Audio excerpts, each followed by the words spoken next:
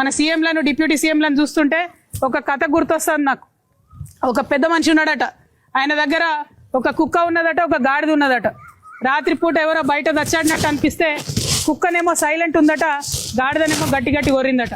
గట్టి గట్టిగా గాడిద దూరంగానే ఆయన బయటకు వచ్చి పెద్ద మనిషి ఏం చేసిండు, రాత్రిపూట నా నిద్ర డిస్టర్బ్ చేస్తున్నావు అని గాడిదని బాగా కొట్టిండట.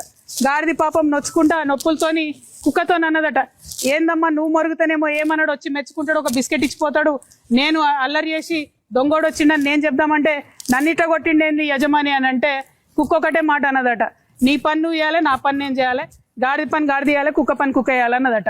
ఇవాళ పరిస్థితి ఎట్లయిపోయింది, అక్కడ కూర్చొని పాలసీలు చేయాల్సినటువంటి ముఖ్యమంత్రి డిప్యూటీ సీఎం గారు ఇక్కడికి వచ్చి కార్మికులను మభ్య పెడుతూ మీకు చిన్న చిన్న వినతి పత్రాలు ఇచ్చిపోతున్నారు. అదా చేయాల్సింది ఏంది, సంతకం పెట్టి సింగరేణి సంస్థకు నష్టం రాకుండా ఏదైతే జెన్కోలో కానీ ట్రాన్స్కోలో కానీ గవర్నమెంట్